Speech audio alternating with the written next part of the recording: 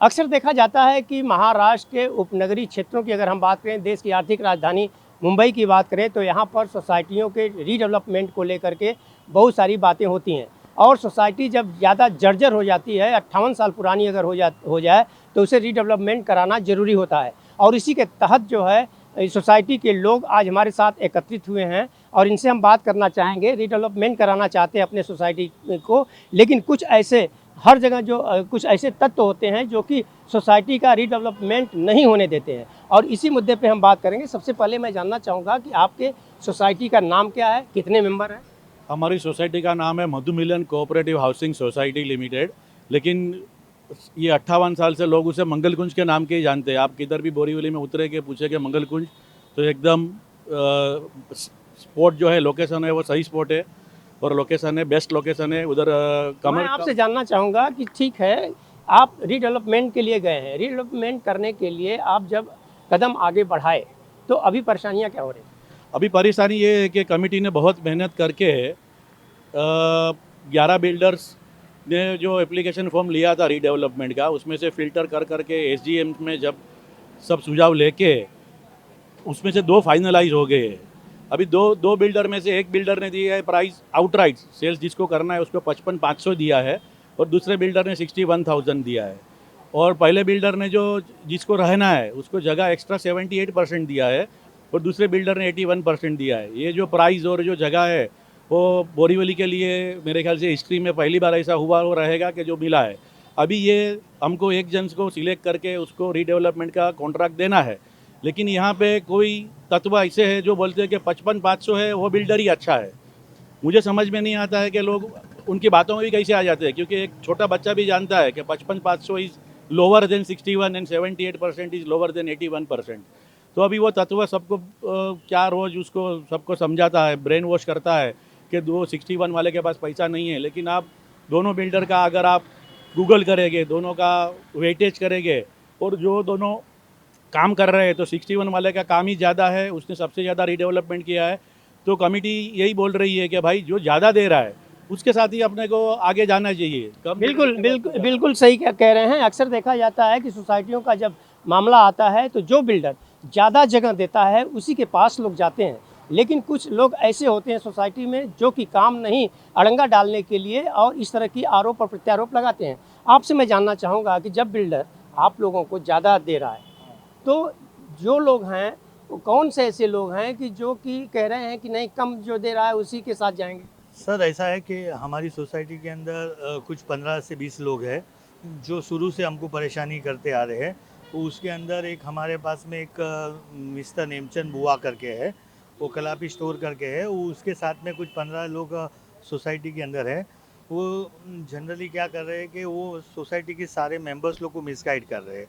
अभी हमारा इतना ही कहना गया है कि उन्होंने रजिस्ट्रार में पहले एक केस फाइल किया इधर डेप्यूटी रजिस्ट्रार के पास में, और वो फाइल करने के बाद में वो उन्होंने उनकी जो लागत थी उन्होंने डिस्क्वालीफाइड करा के लिया, या अथॉरिटी ने डिस्क्वालीफाइड किया। लेकिन वो जो रीजंस दिए गए थे डिस्क्वालिफिकेशन का, वो उनके हाथ में परव्यू में नहीं है, ऐसा मेरा मायना। मैं कायदा कम जानता हूँ, लेकिन जो मेरा जानकारी है उतना ही है।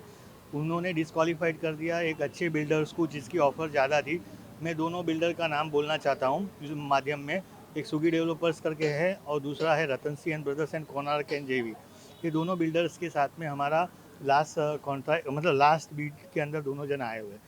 हम लोग ने मैनेजमेंट ने बहुत प्रयत्न किए कि हम बोलना चाहते हैं कि आप है ना दोनों का जीवीआर लगा दो। सोसाइटी के मेंबर्स वहाँ पर जो रह रहे हैं वो बहुत परेशानी में। हमारी बिल्डिंग 58 ईयर्स जूनी हो चुकी है, हमारी बिल्डिंग की हालत ख़राब है। हमारी लास्ट संडे के अंदर हमारी सोसाइटी के अंदर एक सीनियर सिटीजन के ऊपर प्लास्टर गिरा और वो बेहोश हो गया। तो हमारे दीप्ति मैडम जो है उनके बाजू में रहते हैं, उन्होंने उनको वो बेईमान हो गए थे, उनको उन्होंने नींबू पानी दिया। बिल्कुल, आप सही कह रहे हैं। मैं ये भी जानना चाहूँगा कि आज महानगर पालिका देखा जाए तो जो जर्जर इमारत है महानगर की 138 जो जर्जर इमारत हैं उनको नोटिस थमाई गई है कि उसको रीडेवलपमेंट किया जाए या उसमें जो लोग हैं उसे खाली कराया जाए। और ऐसे में अगर आप लोग रीडेवलपमेंट की तरफ जा रहे हो तो उसके बावजूद जो अड़ंगा लोगों द्वारा लगाए जा रहे हैं, इसके बारे में मैं आपसे भी जानना चाहूँगा कि रीडेवलपमेंट के लिए आप लोग पूरी तरह की एक कमेटी है आप लोग ने चुनाव जीता हुआ है और आप चुनाव जीतने के बाद भी आप लोगों को देखा जाए तो क्या परेशानी हो रही है? परेशानी यही हो रही है कि किसी को मिसगाइड करना और कुछ भी गलत सलत बात करके उसको दूसरे रास्ते पे लेके जाना, ये कुछ लोग कर रहे हैं वहाँ पे। अभी आज के डेट में एक सामान्य आदमी के हिसाब से मैं कहूँगा, जो पैसा हमको ज़्यादा मिल रहा है उसका लॉस हम कर नहीं सकते। हमें दूसरी जगह भी जगह लेना है तो वो पैसा ही काम में आएगा। हम कम पैसा लेके क्यों जावे? कम पैसा हम ले नहीं सकते। तो उस हिसाब से देखा जाए तो हमारे लिए जो बिल्डर ज़्यादा एक्सपीरियंस वाला है, जिसको रीडेवलपमेंट का ही ज़्यादा एक्सपीरियंस है, उसी को ये कॉन्ट्रैक्ट देना ज़रूरी है। बिल्कुल। आप क्या कहना चाहेंगे कि अगर आपसे मैं जानना चाहूँ कि कुछ बिल्डर होते हैं कि आपको उसी बिल्डिंग में ज़मीन फ्लैट के बदले फ्लैट दे देते हैं, बढ़ा के दे देते हैं। कुछ बिल्डर ऐसे भी होते हैं कि अगर आप पैसा लेके कहीं और जाना चाहते हो तो जा सकते हो। तो क्या आप लोग जिस बिल्डर को तय किए हैं वो इस तरह का ऑफ़र है? अभी पहले मैं आपको इंट्रोडक्शन करवा लूँ। ये हमारे चेयरमैन साहब है किरीट भाई, कि डॉक्टर किरीट पटेल। ये हमारे मुंबई के रिनाउंड आर्किटेक्ट है श्रीकांत, वो हमारे कमेटी मेंबर है। ये हमारे सेक्रेटरी है देवेंद्र सायानी, वो भी एक बड़ी कंपनी पब्लिक लिमिटेड कंपनी के एमडी है। ये सब हम कमेटी, बाकी सब कमेटी मेंबर है। मैं ट्रेजरर हूँ। पहले तो मैं जो देवेंद्र भाई ने बोला उसमें ऐड करता हूँ कि हमारा सोसाइटी का रजिस्ट्रेशन 1966 में हुआ था। रजिस्ट्रेशन होके भी आज 59 ईयर्स हो गए। हमारा बिल्डिंग ऑलरेडी C1 में है। C1 में ऑलरेडी 15 साल पहले भी VJTI जैसा रिनाउंड आर्किटेक्ट, रिनाउंड कॉलेज वाले VJTI ने उसको C1 में डाला था। हमने भी एक कंपलसरी है कि हर साल ऑडिट कराना पड़ता है। हमने ऑडिट कराया, C1 में आया तो अदर ग्रुप से जो नेमचंद एंड ग्रुप, वो लोग C2 भी लाए। C2 का मतलब है कि रिपेयर करा, वो भी सोसाइटी के पास पैसा नहीं है। आज 5-6 करोड़ इतना 2 बिल्डिंग है, हमारे 1 लाख स्क्वायर फीट जगह है, तो उसका मिनिमम खर्च। कितने फ्लैट होंगे आपके बिल्डिंग? हमारे 218 मेंबर है। 218 मेंबर है। फ्लैट अराउंड 250 होंगे।